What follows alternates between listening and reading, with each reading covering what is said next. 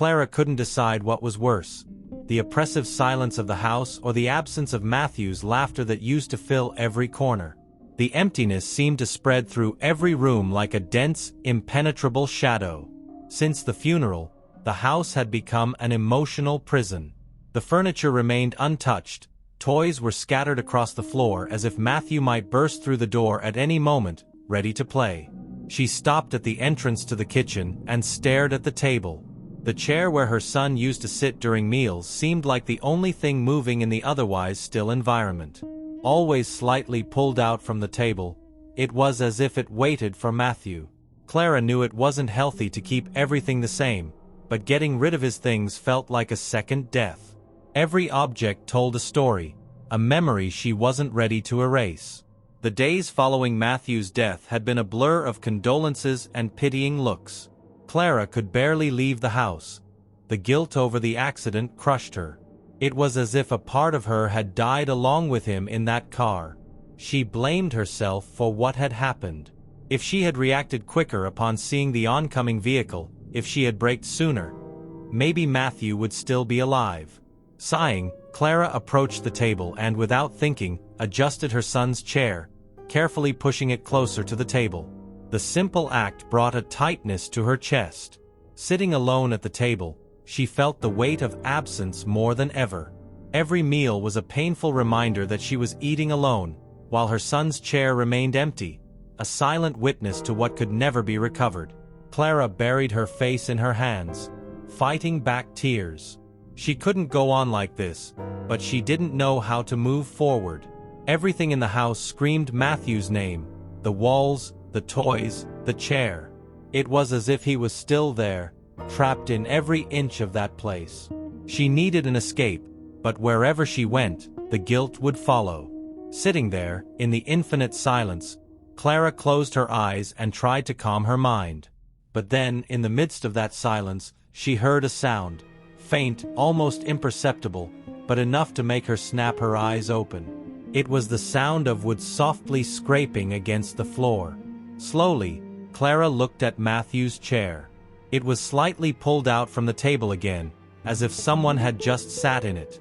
Clara froze, unable to take her eyes off Matthew's chair.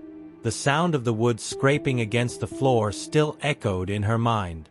A shiver ran down her spine, the kind of cold that comes from within and can't be shaken off. She tried to rationalize what had just happened. Maybe it was the old flooring creaking, or perhaps she had accidentally nudged the chair without realizing it. But deep down, something in her knew that wasn't the case. Hesitant, she stood up, approaching the chair as one might approach a wild animal ready to pounce. Her trembling fingers touched the backrest, and she carefully pushed the chair back under the table. For a moment, she stood there, staring at it, as if waiting for something else to happen. But the silence returned. She let out a long sigh, trying to calm her nerves. Clara was exhausted, both physically and emotionally, and perhaps this was affecting her perception. Grief had a way of distorting reality, she knew that. But no matter how hard she tried to convince herself, the feeling that something was off lingered. She decided to leave the kitchen and go to her bedroom. She needed rest, to push the image of the chair out of her mind, even if only for a few hours. As she walked through the house, her eyes burned with fatigue, and she felt the weight of sleepless nights pressing down on her. The hallway seemed darker than usual, as if the faint lights weren't enough to illuminate the way. The shadows stretched along the walls, following her every step. Finally reaching her room, Clara collapsed onto the bed, squeezing her eyes shut. All she wanted was to sleep and forget what she had seen. Whatever it was, it couldn't be real. "I'm just seeing things," she whispered to herself, trying to convince her mind to settle. But sleep didn't come easily. The emptiness in the bed was as palpable as the emptiness inside her, keeping her thoughts spinning. At last, after hours of restless tossing, she drifted into a troubled sleep. But the peace she sought didn't arrive. Her dreams were fragmented, filled with flashes of memory and visions of Matthew running through the house. He was laughing, but there was something wrong with the sound. It was distorted, like an echo. In the dream, she tried to reach him, but the distance between them only grew. Eventually, she found herself in the kitchen, and there he was, sitting in the chair. She awoke with a gasp, her heart pounding, her skin clammy with cold sweat. It was impossible to ignore what was happening. Something or someone was in that house with her. The next morning, Clara woke to the first rays of sunlight streaming through her bedroom curtains. But the relief that usually came with daylight was absent. The weight of her restless sleep clung to her, and the vivid dream of Matthew still lingered like a heavy fog. She got up and tried to focus on her routine, hoping that the mundane tasks of the day would help dispel the unease that had followed her from the night before. But every movement felt wrong. Every step through the house seemed to pull her closer to an unsettling truth. As she walked down the hallway toward the kitchen, a shiver ran through her, and she avoided looking directly at Matthew's chair. Deep down, she already knew something was terribly wrong. She began making coffee, focusing intently on the sounds of the boiling water and the clink of the spoon against the mug. But then, a faint noise made her stop. It was subtle, distant, almost blending into the quiet of the morning. Soft, muffled laughter. The sound of a child.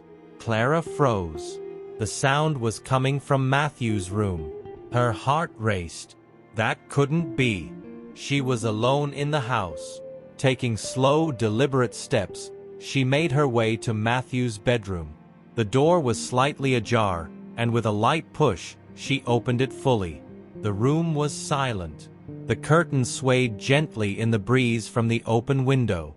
Everything was exactly as she had left it. Toys in their usual places, the blanket neatly folded on the bed. But something felt off. In the center of the room, lying on the floor, was Matthew's favorite teddy bear. Clara's stomach clenched. She was certain she had packed that bear away in the back of the closet, along with other items she couldn't bear to look at since his passing. Trembling, she picked up the bear and placed it back inside the closet. But before she could close the door, her eyes locked onto something else. The other toys were out of place. Small cars that should have been stored in boxes were now scattered on the floor, lined up in what looked like a playful arrangement. Clara stepped back, her breathing quick and shallow, her mind racing. As much as she wanted to believe she was imagining things, the reality was undeniable.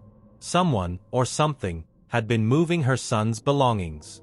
Returning to the kitchen, she heard the sound again, this time more distinct, the soft, unmistakable laughter of a child. Her heart pounded in her chest. It wasn't Matthew. It couldn't be.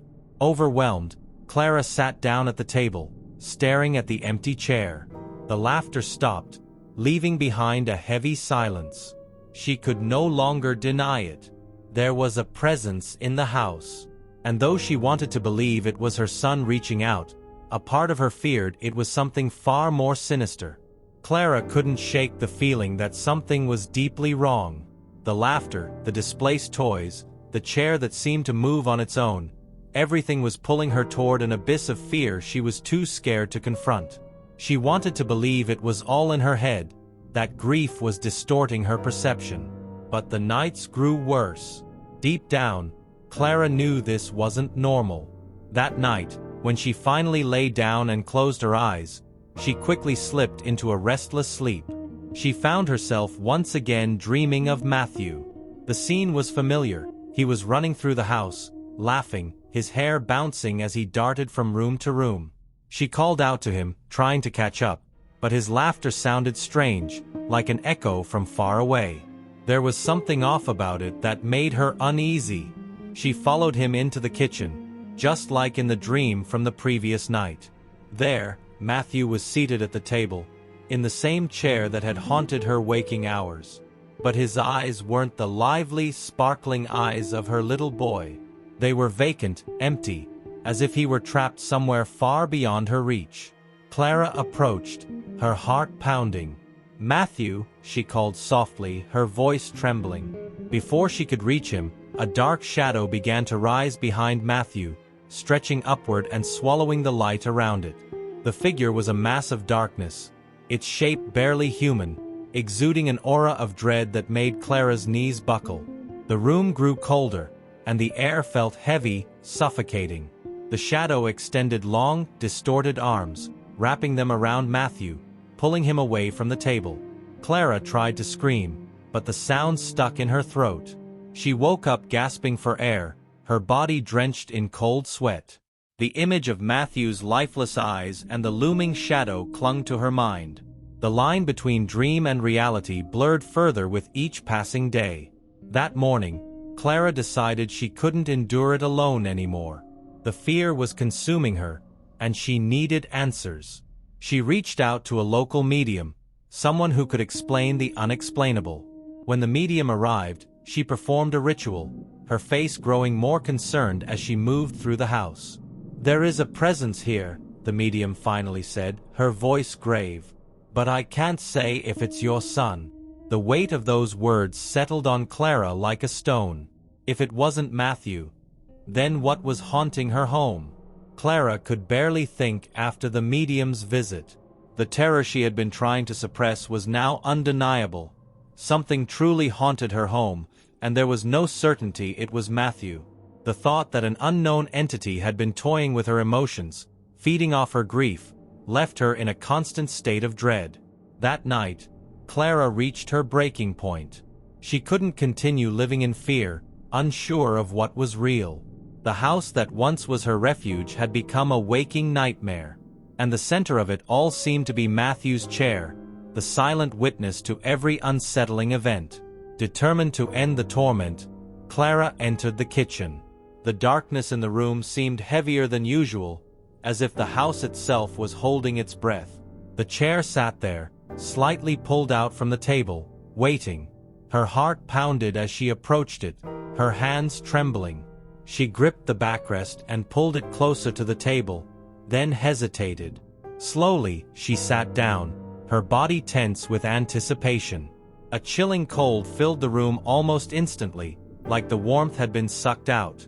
The air grew dense, and Clara's breath fogged up in front of her. The light above flickered, casting erratic shadows across the walls.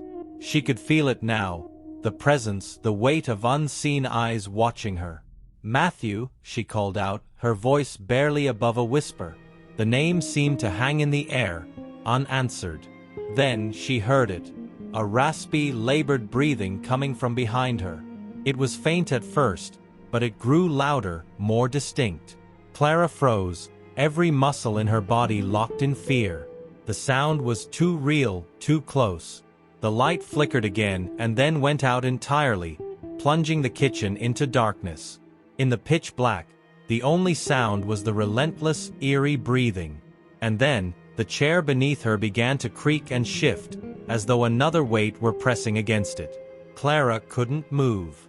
A cold, skeletal hand rested on her shoulder. It felt as if it had emerged from the grave itself, its icy grip sending a shock through her body. Turning her head slowly, her eyes strained against the darkness. A shadow began to take form in front of her, tall, grotesque, and suffused with malevolence. It wasn't Matthew. This was something ancient, something that thrived on pain and despair. The entity's face twisted into a grotesque, mocking grin, its hollow eyes staring into hers. Clara felt the world around her dissolve into blackness. Clara awoke alone in the same chair, the kitchen bathed in pale morning light. Her body ached, and her mind reeled with the memory of what had happened. The house was eerily quiet, but the oppressive presence she had felt for weeks was gone. For a moment, she sat still, her hands trembling on the table. The events of the night before played in her mind, vivid and haunting. She knew now what she had to do. The chair had become a symbol of everything that bound her to the past, to the grief and guilt that had consumed her. Slowly, she stood, her resolve hardening. She spent the rest of the day gathering Matthew's belongings, the toys, the clothes, the tiny shoes. Each item carried a memory, and each was a painful farewell. The hardest part was the chair. Clara hesitated, her hands hovering over it. She felt as though Matthew himself was watching her, urging her to let go. With a deep, shuddering breath, she carried the chair outside and set it in the backyard. The fading light of the day cast long shadows over it, but for the first time in weeks, Clara felt lighter. That night, the house was silent in a way that felt almost peaceful.